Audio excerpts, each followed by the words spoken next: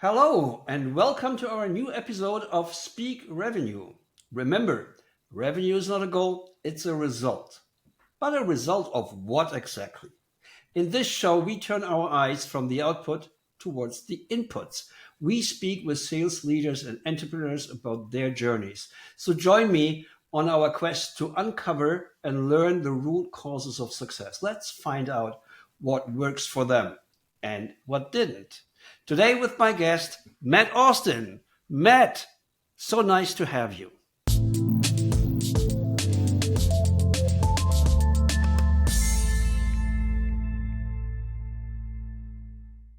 Steven, great to be here. Thank you so much for including me in your podcast today. It's a pleasure. Matt, you're the VP sales of Tosibox. Do I have that right? That's correct. Then tell us real quick. Who are you? What do you do? Who do you do it for? And what makes you and Tosibox so successful?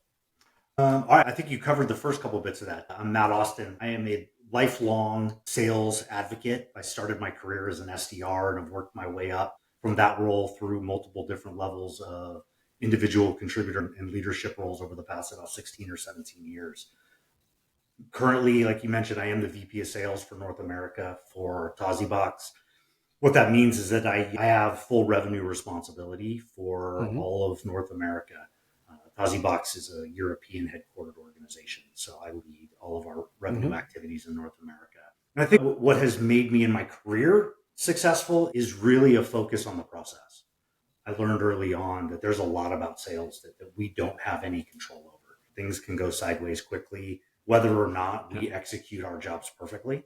And so I've just focused on making sure that as I show up day to day for my teams now, or day to day as an individual contributor earlier in my career, focused on making sure that I was executing the things that I could control and I was responsible for in the best way, so that regardless of the outcome, I could feel good about myself in the work that I put in to the process of finding sales, qualifying sales, moving sales, and ultimately closing those sales. Let's focus a little bit on Tosibox. Let's maybe start with what exactly is Tosibox? What problem are you guys solving?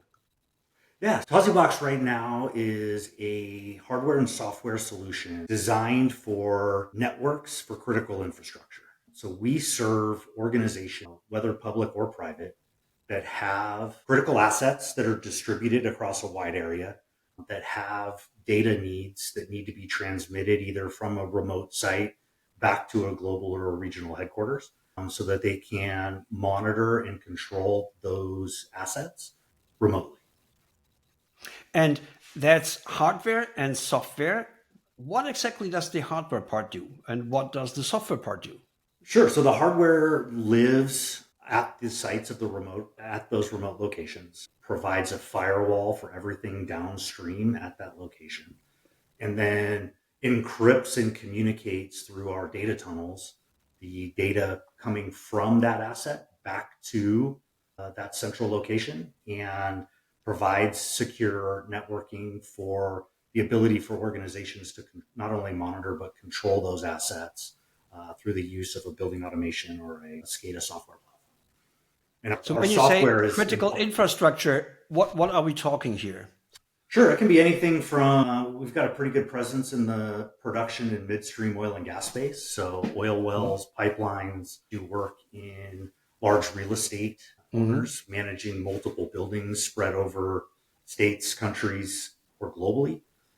We work in the water and wastewater space where they have multiple pumping stations, treatment facilities, right? Anything that is spread out across a wide area, we Mm-hmm. provide that wide area network for them to get either access to those locations, get data from those locations, or control those remote assets. You said private and public customers. What is your typical customer? And which persona are you targeting there? Who is the person that you want to talk to? Yeah, it varies a little bit, organization to organization, based on their maturity in operational technology networks. We see a lot of our smaller companies that we work with that this becomes just another thing that IT needs to manage. And one of the reasons that they really like us is we can separate this network from everything else that IT worry about and manage. As we get into some of the larger companies, especially in the oil and gas space, there's a big focus on these operational technology networks. And so they'll typically have network engineers and network administrators specifically for the OT space. So we're looking for anybody that's involved in either the energy management, the operational efficiency, or the management of those networks are typically people that we want to talk to. And talk to me a little bit about your lead generation process. How do you reach those people? Is it an outbound motion? Is it an inbound motion? Is it both? People in that space just simply know that you exist and that you're the best in solving this. How long has Tosibox been around anyway? So Tosibox has been around as a company since 2012, in the US since about 2015 or 2016. Where is it originally from? Oh, okay. And when the organization first came to North America, we came primarily through hardware distributors. Because for a long time, we were just a hardware vendor. And you put hardware on an asset, you put hardware back where you want that data to come to, and the two pieces of hardware would communicate, and that's how you get your data. A couple of years ago, they made a pivot and decided to start exploring direct sales. 2 years ago was a big pivot point for the organization, where we switched from a perpetual sales model and started to explore this idea of a subscription offering. And so moving investments in Tosibox away from a capital expenditure towards an operational expenditure. How big is the company in headcount? Between 60 and 65, kind of varies depending on the quarter. Okay. Doing about this year, we're targeting about 15 million in revenue. How about your sales team? How big is the sales team? I have 8 sellers today reporting to me directly from my direct team, and we have 2 managing our distribution channel. And you're managing global sales or just US? Just US. North America. No, I'm just responsible for North America. Okay.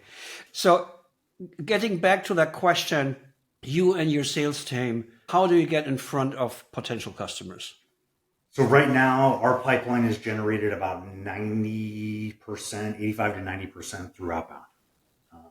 Through outbound? Yeah, correct. You brought up, do customers know who we are? I think that's one of the biggest challenges we're looking to solve for right now. Most of the conversations that we're in right now, people don't know who we are. So we brought in a woman to lead our marketing efforts here in North America back in April, and have been working to spin up an awareness and lead generation engine. And as you probably know, it just takes time and effort. I heard that. To create the content engine. Starting to see the results of that, right? The great thing about what we've been able to do is we've got a passionate customer base that appreciates what we do. What's your channel of choice? You said you're doing outbound. I always like to think about lead generation in 2 dimensions, that there are actually only 4 ways how you can tell people what you do. You can talk to people who know you, or you can talk to people who do not know you. There aren't any other people on the planet. And you can talk one-to-one, and you can talk one-to-many. So if you talk to people who don't know you, one-to-many, that would be billboards on the street, TV ads, Google ads.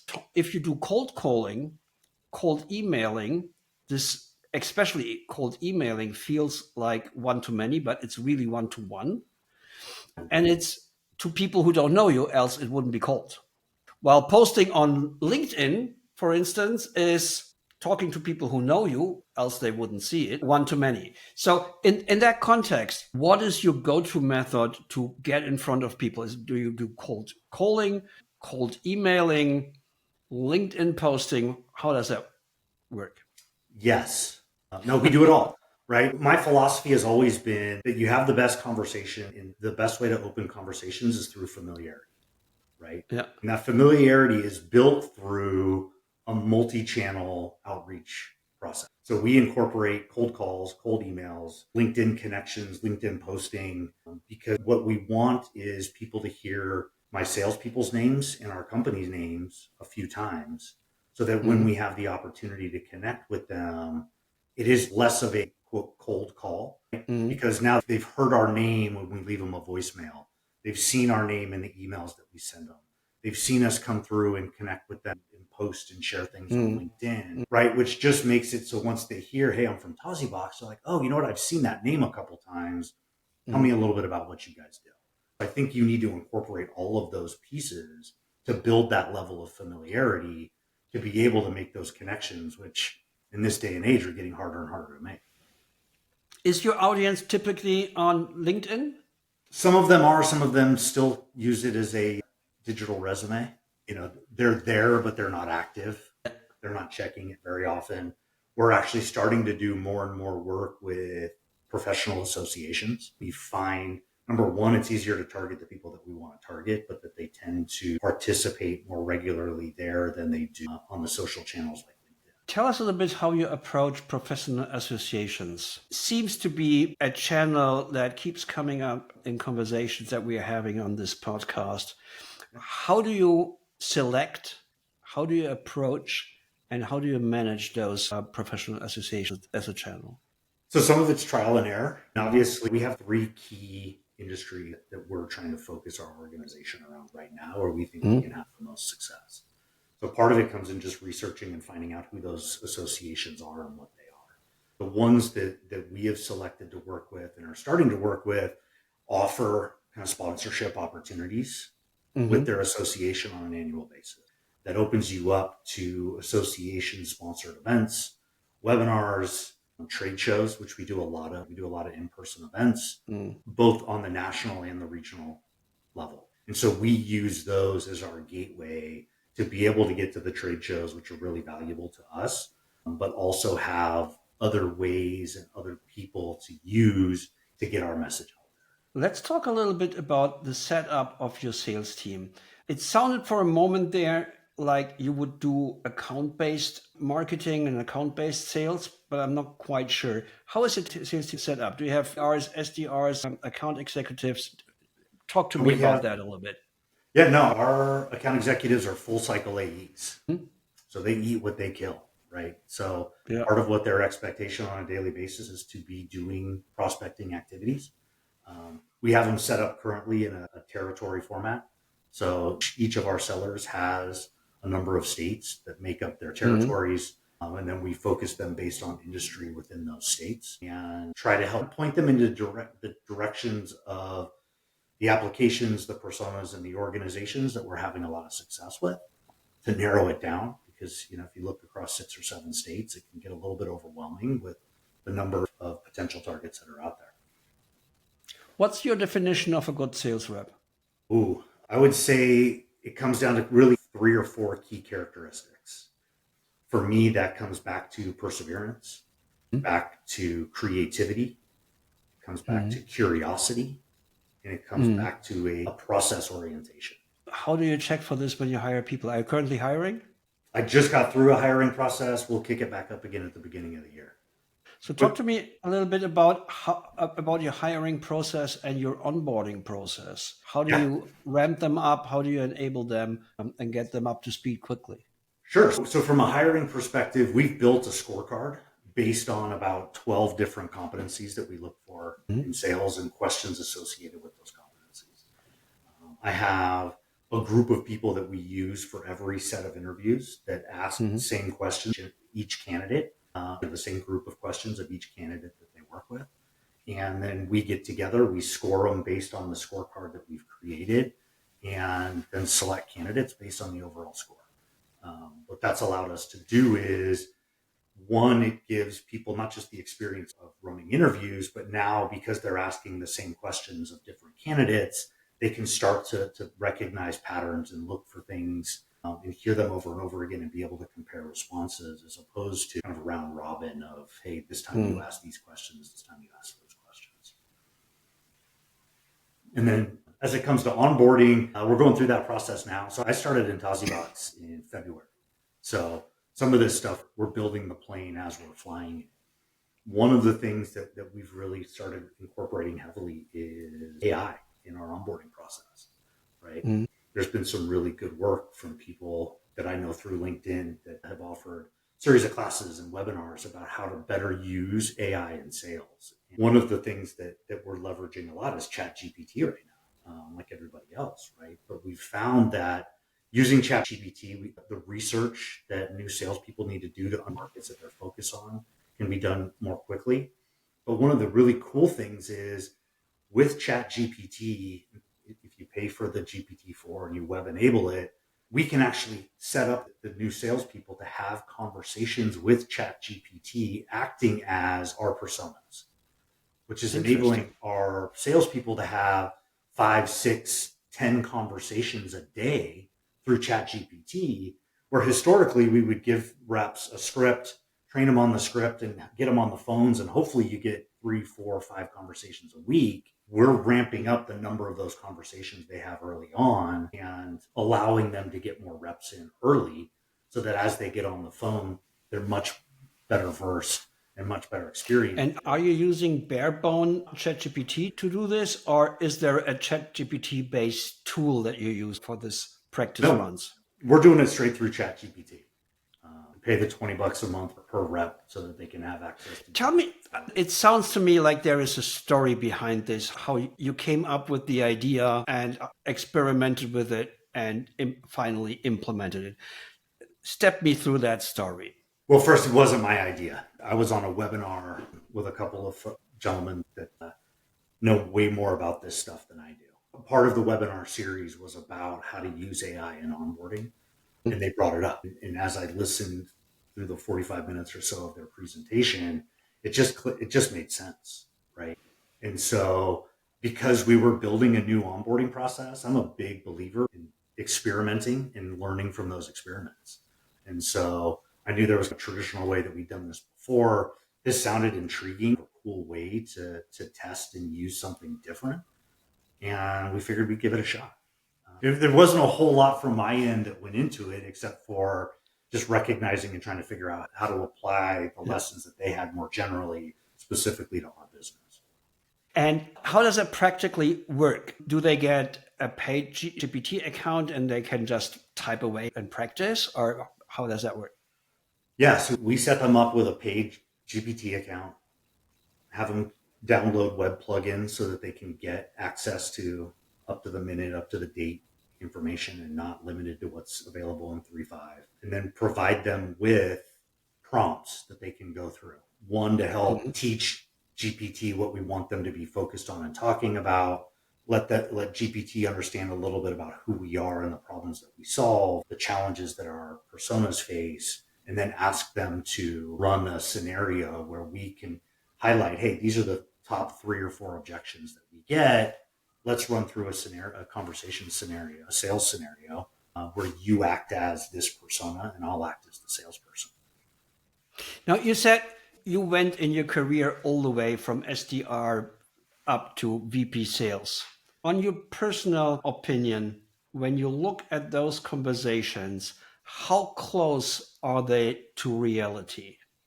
I'd say they're pretty close. I think some of it does come up and sound a little canned, but I think it's better than what you would get role playing with a manager, right? But it's not as good as what you would get talking to live people, because just the variability that comes when somebody actually answers the phone in a sales conversation. But I think it's a really good proxy for that. How long have you been doing this? This is the first time we've implemented it. We just started it. We started a new account executive on my team April 2nd. And so we're 3 weeks into it now, 2.5 weeks into it. And compared to earlier methods of onboarding, what is your first impression? I like it. So we've paired that also with a layered approach to onboarding. If you think about, at least the way that I was trained at a lot of organizations, you come into headquarters for a week, they throw product information at you, they throw sales process information at you, they throw all of these things at you, and then send you out the door on Friday, and now your manager will pick it up and go from there. What we're focusing on is a layered approach of teaching kind of what you need to know first. So we haven't talked a lot about product at all, right? We've talked about how our solution helps our customers in the industry that this rep focused on, but we're not talking about product specifics, right? I want salespeople that can be fluent in my customers' day-to-day lives and issues, and how from a high level we can help solve that. We have technical people on the back end that can come in and spec between product types and what specifically they'll need for that application. And then once we've been able to get some qualifying conversations and uncover opportunities, we'll talk more about specifics of sales stages and why and exit criteria and those pieces. But if I teach it now, I'm going to have to go reteach it again in 6 weeks. So why not just teach the persona piece, the solution piece up front, start the prospecting, teach the process and the qualification criteria as we get to that point in the process, as opposed to having to do times throughout the ramp period. That makes total sense. Let me ask you a little bit about the closing process. Maybe for our listeners, what's the annual contract value? Right now, it's about $13,000 per transaction, so it's still pretty small. Okay. We also, because we're an unknown entity, we employ a land and expand model. So most of our revenue will come through expansion as opposed to the initial. Let's dig in here a little bit. Land and expand. Who is doing the expand? Once a deal closes, who takes over? You have an onboarding team, you have a customer success team. How does that look? So we have an onboarding team that works to onboard the customers. Today, the AE manages their entire book of business. One of my pieces for 2024 that we're going to implement is a customer success organization. As we continue to grow the number of customers that we have, as we continue to grow the number of enterprise customers that we have, we need people that will service them and have that as their full focus, right? It's really hard for a full cycle sales rep to prospect, to move deals, to close deals, and to also then manage the relationships at these customers post-sale. So we're going to implement a customer success motion and a customer success team to pick that up in 2024. Is the expand responsibility located at the customer success manager, or is your sales rep, your account executive acting as portfolio manager? And is that a part of their quota? So the sales rep acts as a portfolio manager, and their quotas today are structured just on a revenue goal. Their goals are not broken down with new logo versus expansion, a revenue target for the year. Revenue only, not necessarily new logo. Right. It's total revenue. So new logo makes up a majority of what they do. But as they grow and as they uncover expansion opportunities within their current customer base, they get credited in quota relief for that as well. Fascinating. Matt, before we run out of time, if I would have a time machine and could send a postcard to the 5-year younger Matt Austin with a warning or advice what to do differently, what would you write on that postcard? I think I'd write, keep going, you're almost there. One of the challenges that I have, and I think it has for a lot of people, I've fought with some of this imposter syndrome and this idea that even though I think this is what I want, am I good enough? And that almost stopped me from pursuing the things that I really wanted to do. And I think the message is keep going, you're almost there. Matt, I can give back. We all struggle with this. Yeah. I know it's not just me, but I think that's probably the best advice I have, either today me and 5 years ago me. Yeah, you're right. You're right. All right, everyone. That brings us to the end of this episode of Speak Revenue. I want to thank our guest, Matt Austin from Tosibox, for joining us today and sharing his valuable insight. Thanks, Matt. A huge shout out to all our listeners. Your support means the world to us. Remember, check our website at speakrevenue.com for a full transcript and additional resources. And if you enjoyed the show, please leave us a great review on Apple Podcasts, Google Podcasts, Spotify, or wherever you go for your listening needs. It really helps to get the word out. Also follow us on LinkedIn, on Insta, on YouTube, and wherever you can find us. We'll be back soon with another great guest. Until then, stay curious, keep learning, and stay safe. Talk to you soon. Bye.